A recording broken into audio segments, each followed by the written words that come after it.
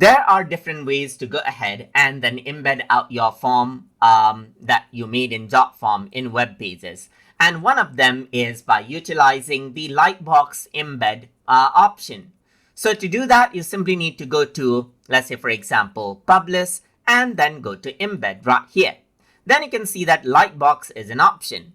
Go ahead and click right here. Then you got the Lightbox code, as you can see.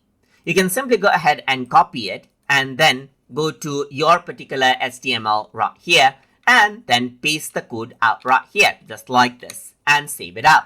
So once you do that, if you were to go to your page and refresh it, you can see the tutorial form right here. Click on it and then you get a Lightbox format form right here, which actually appears only after you click this particular button. So you can see that it is here as a form of a button. As you click on it, this is what you get.